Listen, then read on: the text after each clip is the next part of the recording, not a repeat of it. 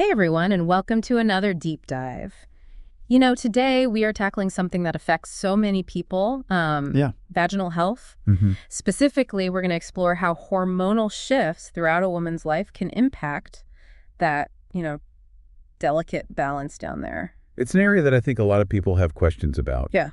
And it's often misunderstood. Totally. And so the more we understand, the better equipped we are to really advocate for our own health. Absolutely. To really get into the nitty-gritty, we are going to use a case study from a medical textbook. Oh, cool. About a woman named Nadia, who's a 26-year-old economics grad student, and she starts experiencing some unusual symptoms. Case studies are so fascinating because you really get to see the science in action. Right. Through, the eyes of a real person. Totally. It's like reading a medical mystery. Yeah. So Nadia is newly married, and she starts noticing this unusual discharge and itching and just some general discomfort. And she's worried it could be an STI. That's a really common concern. And it's great that she's proactive about seeking medical advice. Right. Knowledge is power. Yes. Especially when it comes to our health. Absolutely. So Nadia's doctor orders a bunch of tests like blood work, a urine sample, and a vaginal swab.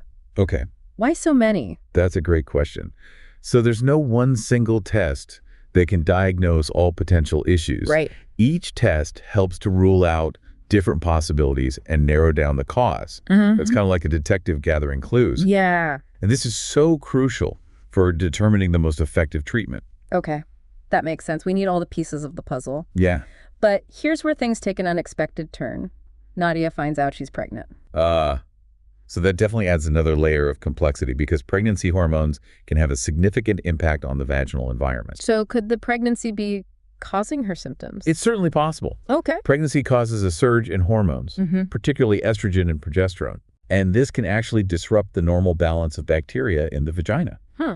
This can make women more susceptible to certain infections, like bacterial vaginosis or yeast infections. Okay, let's unpack bacterial vaginosis for a second. Right. It's an imbalance of bacteria, right? Yeah. Not necessarily an STI, but still something to be aware of. Exactly. Okay. Think of it like an economic system. Okay. You need a healthy balance of different players for everything to run smoothly. Right. In the vagina, there are good bacteria, like lactobacilli, that help maintain a slightly acidic environment and keep everything in check. Okay. When that balance is disrupted, certain bad bacteria can overgrow, leading to vaginosis. So it's like the vaginal ecosystem is experiencing an economic downturn. That's a great analogy. Okay. And in the case of pregnancy, this imbalance can have more serious consequences. Uh-oh. Bacterial vaginosis has been linked to an increased risk of preterm birth and low birth weight in babies. Wow. So treating it during pregnancy is really important. Absolutely. Early diagnosis and treatment are key. So how did Nadia's doctor figure out what was going on? Okay. The textbook mentioned something called a Gram stain. Yeah. What is that? A Gram stain is a lab technique that helps identify different types of bacteria based on how their cell walls react to certain dyes. Okay. Some bacteria stain purple, others pink. It gives us a visual clue as to what kind of bacteria we're dealing with. So it's like a microscopic color coding system. For bacteria. Yes. And in Nadia's case, the Gram stain showed a lower concentration of lactobacilli. Right. Those beneficial bacteria we talked about. Yeah. Which suggested a potential imbalance. However, there were no clue cells, which would typically be present in bacterial vaginosis. Okay. So the mystery continued. Intriguing. If it wasn't bacterial vaginosis, what else could be causing her symptoms? Well, the next step was to examine a sample of her vaginal discharge under a microscope. Okay. A technique called a wet mount. Got it. And this revealed an overgrowth of yeast cells. Pointing to a yeast infection. Okay. Also known as candidiasis. So all that worry, and it turned out to be a yeast infection. While it's certainly uncomfortable, Yeah.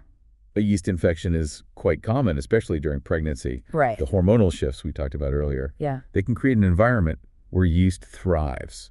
Interesting. Okay, so what are the treatment options for a yeast infection during pregnancy? The textbook mentioned topical antifungal medications and oral fluconazole. You're right, those are common treatments. Okay.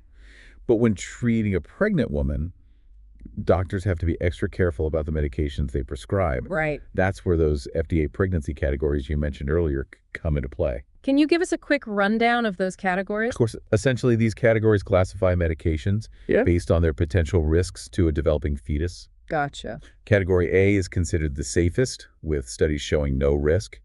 Category B, where most topical antifungals fall, means animal studies haven't showed a risk, but there's limited data in humans. Right. Then you have category C, D, and X, which indicate increasing levels of risk, with category X being contraindicated during pregnancy. Okay, that's helpful.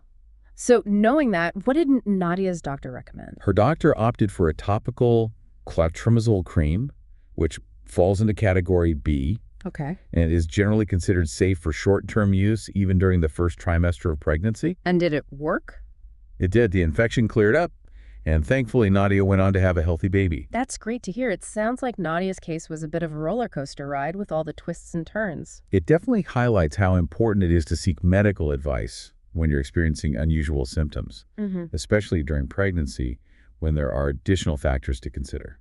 And it shows how hormonal changes can have a big impact on vaginal health. Yeah. Speaking of hormonal changes, what about menopause? Does that cause similar issues? That's a great question, and one that deserves its own deep dive. The hormonal shifts during menopause can indeed affect vaginal health, though, in different ways than pregnancy. That's fascinating. So it's not just about pregnancy, right, but about understanding how hormonal fluctuations throughout a woman's life can impact her vaginal health. Exactly. Stay tuned, listeners, because we're going to explore the menopause connection in more detail in the next part of our deep dive. You know, it's interesting you bring up menopause. We often focus on the reproductive years. Right? But hormonal changes impact vaginal health throughout a woman's life. That's a great point. We explored how pregnancy hormones can cause a shift in the vaginal ecosystem. What happens during menopause when those hormone levels start to decline? Well, as the ovaries gradually produce less estrogen and progesterone, several changes occur. One of the most noticeable is thinning of the vaginal tissues. Okay, so how does that happen? Estrogen plays a key role in keeping the vaginal lining thick and moist and elastic as estrogen levels drop during menopause. The vaginal tissues can become thinner, drier, and less flexible. I can see how that would lead to discomfort, especially during sex. Exactly, and it can also increase the risk of vaginal infections. Oh, no. Remember how we talked about the importance of a balanced vaginal ecosystem? Yeah. Well, these menopausal changes can disrupt that balance, making it easier for harmful bacteria or yeast to overgrow. So it's like another economic downturn for the vagina. Yeah. But this time triggered by declining hormone levels. I like how you're connecting those concepts. It really helps to understand the underlying mechanisms at play. It's fascinating. Yeah. So if menopause can cause these issues, what can women do to manage them? The first and most important step is to talk to your doctor. Okay. They can assess your individual situation and recommend the best course of action. Communication is key, just like Nadia did with her doctor. Absolutely. Now, depending on the severity of the symptoms, there are several options available. For mild dryness, over-the-counter lubricants can help make sex more comfortable. Okay, that makes sense. But what about the increased risk of infections? Are there ways to address that? Yes, definitely. Your doctor might recommend topical estrogen therapy. Okay. It comes in various forms like creams, rings, or tablets that you insert into the vagina. Got it. It helps restore some of that lost estrogen locally, which can improve tissue health and reduce the likelihood of infections. So it's like giving the vaginal ecosystem a little economic boost. Precisely. It helps to rebalance things and create a healthier environment. Are there any downsides to using topical estrogen? It's generally safe and well tolerated. Okay. But it's important to discuss your medical history with your doctor. They'll help you determine the right dosage and application method for your specific needs. So it's not a one-size-fits-all approach? Not at all. Every woman's experience with menopause is unique and treatment should be individualized. Okay. The key takeaway here is that if you're experiencing any changes or discomfort, don't hesitate to talk to your doctor. There are effective treatments available, and you don't have to suffer in silence. That's really reassuring to know, and it brings us back to that central theme of self-advocacy. Right. We need to be informed about our bodies and feel empowered to seek help when we need it. I couldn't agree more. Knowledge is power, and understanding how hormonal changes impact our bodies throughout life is a crucial part of that knowledge. This has been such an insightful discussion. We started with Nadia's case, which focused on pregnancy, and now we've broadened the scope to include menopause. It really highlights how interconnected these things are. It's all part of the fascinating tapestry of women's health. And while we've focused on vaginal health in this deep dive, it's important to remember that these hormonal shifts can affect other aspects of a woman's well-being, both physically and emotionally. That's a great point. So are there any other key takeaways you'd like to leave our listeners with? I think the most important message is that you're not alone in this journey. Millions of women experience these changes. And there are resources and support systems available to help you navigate them, whether you're dealing with pregnancy-related issues or menopausal symptoms. Don't be afraid to reach out for help and advocate for your own health and well-being. Well said. And remember, listeners, knowledge is power. The more we understand about our bodies, the better equipped we are to make informed decisions about our health. We've covered a lot of ground today, from Nadia's experience with a yeast infection to broader discussions about hormonal changes and their impact on vaginal health throughout a woman's life. It's been quite a journey, but we're not finished yet. Oh. In the final part of our deep dive, we'll explore some practical tips for maintaining vaginal health and delve into the importance of safe sex practices, not just for preventing STIs, but also for overall well-being. Stay tuned, listeners, because we're about to wrap things up with some valuable insights that you won't want to miss. Okay, so we've covered a lot of ground in this step dive, from Nadia's pregnancy-related yeast infection to the broader impacts of hormonal shifts on vaginal health. Yeah. Throughout a woman's life. But before we wrap up, let's kind of shift gears a little bit and talk about some practical tips for maintaining vaginal health. That's a great segue. It's empowering to not only understand the challenges, but also, what steps we can take to stay healthy. Totally. So what are some of the key things that listeners should keep in mind? Well, first and foremost, gentle hygiene is crucial.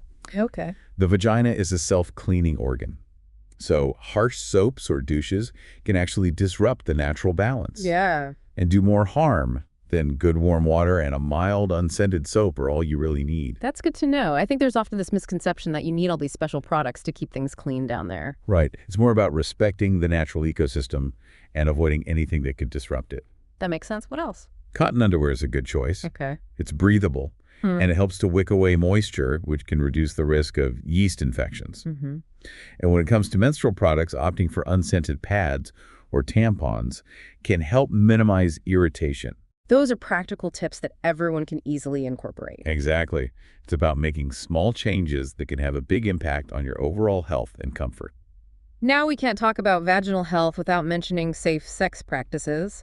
It's essential for preventing STIs, which can have serious consequences. Absolutely. For both men and women. Condoms are the most effective way to protect yourself and your partner from STIs. Mm-hmm. They're readily available and a simple yet powerful tool for safeguarding your sexual health. And it's not just about preventing infections. Safe sex practices also help prevent unplanned pregnancies, which is relevant for women of all ages, whether they're in the reproductive years or transitioning through menopause. You're absolutely right. It's about taking control of your reproductive health and making choices that align with your goals and values. And let's not forget the importance of open communication with your partner. Yes. Talking honestly about your boundaries and sexual history can foster trust and create a safer space for both of you. I couldn't agree more. Transparency and respect are the foundation of any healthy relationship.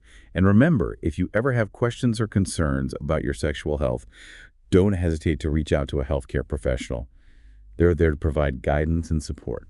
Absolutely. Well, we've covered a lot of ground today, from understanding how hormones affect vaginal health to practical tips for staying healthy and safe.